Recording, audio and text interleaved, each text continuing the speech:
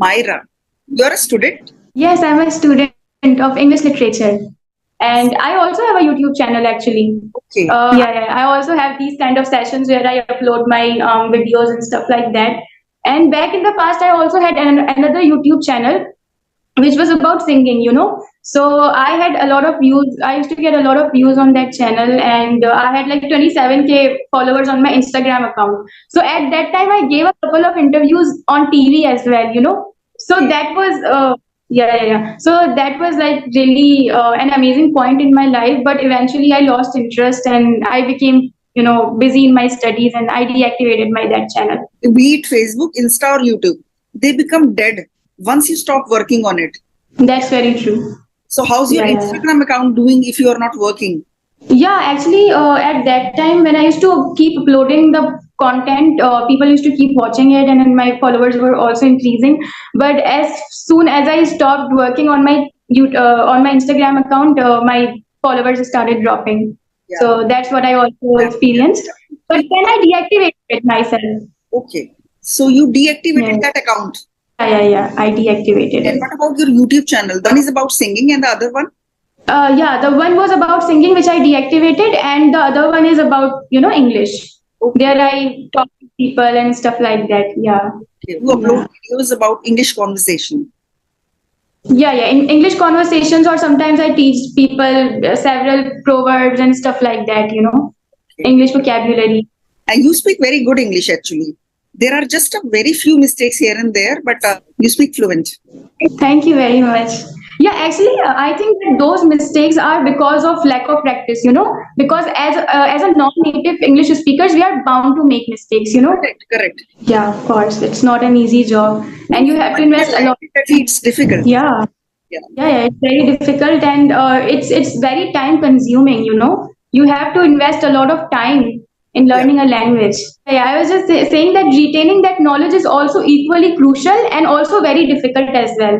Because, you have a lot of time to only keep studying English all the time. I mean, you also have to pay attention to other stuff that's going on in your life. So that can be a little tricky, So since you are learning English literature, you are actually already immersed in English. You are watching Netflix English shows, you are studying English, and you are speaking to people.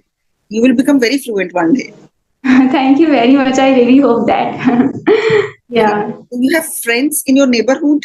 Actually, not in my neighborhood, but I have friends in my university, mostly. Yeah. Okay, you go and I'm also and all with them for movies. Yeah. Sometimes. Yeah. Do you go out with your mother also? I mean, how do you two bond with each other?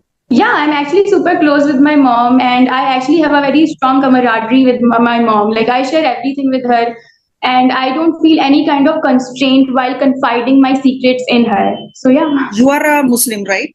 Yes, I'm Muslim.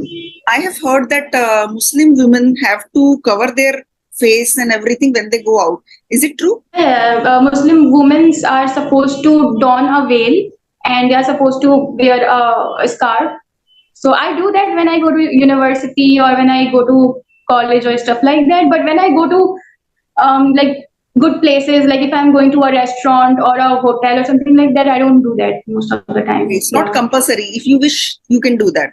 Actually, it is compulsory. But people are highly influenced by Western culture in Pakistan. Oh, your mother doesn't put any pressure on you that you have to do it? No, she doesn't put any pressure on me. Down inside, I feel a little guilty because, like when I research about my religion, I kind of feel that, oh my God, I'm supposed to do that. But, I grew up in an environment where most of the girls, they don't do it. Some of the girls do it out of their own choice, but some of the girls, they don't do it. In your university and your friends, do they do it? Yeah, mostly in university, girls do that. Even I used to cover my head initially. Like, I still do it. But sometimes when we have some plans, to to hang out or stuff like that, that's when I don't do it because we take a lot of selfies and stuff like that. Anything else that you would like to discuss, Myra? Yeah, ma'am. So tell me about yourself, like how did you become so fluent in English and how did you become a language trainer? Because of course, I want to be like you in future. I was, I think maybe 9 or 10 when my mom asked an English teacher to teach me English tenses. She taught me that for a few months. After those few months, became better in English. By the age of 11, I started teaching English. At the age of 11, I used to teach my cousins because I had picked up those English grammar concepts very well. That lady tutor had taught my brother and sister also, but they were younger. If I was 8 or 9, they must have been some 6 or 4. So they couldn't understand that. I picked up really well. And by the age of 11, I used to teach my cousins, not professionally. My cousins used to come, who were way older than me. They used to come and tell me, and Meenu, please, hame bhi padha de English. So I used to teach them. And I had made a habit that I will not cram a single English sentence while studying. I used to understand every sentence before I remembered it. I was very good at English grammar. I scored very good. But there was no atmosphere of English speaking. Like in your university, there are teachers who speak in English, right?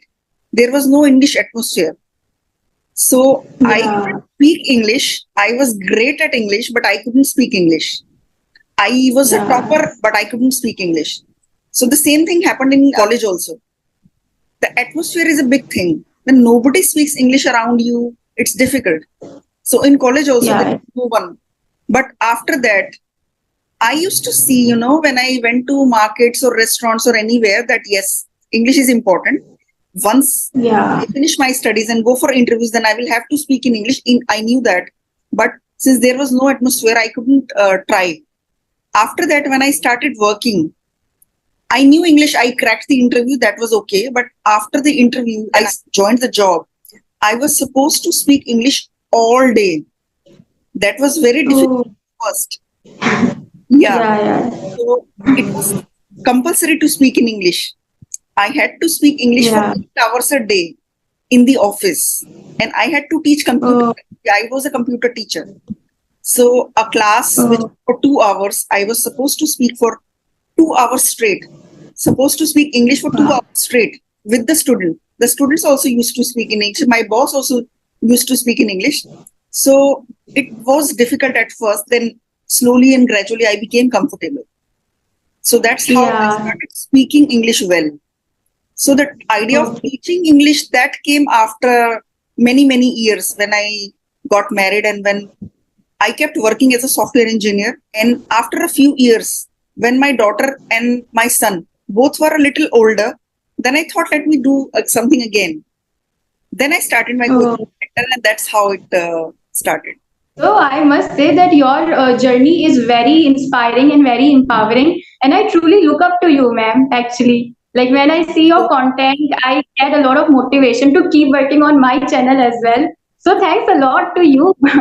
Please keep sharing this content because it's like very motivating and it's very helpful for everyone. Yeah. Thank you. And I will do that. And it was a lovely conversation with you. I also loved talking to you. It was a nice session. Thank you so much. Yeah, I really enjoyed it as well. And all the best for everything, Thank you so much. Best of luck for your future as well. Yeah. Same to you. Bye, Myra. Thank you. Nice meeting you. Bye. Bye.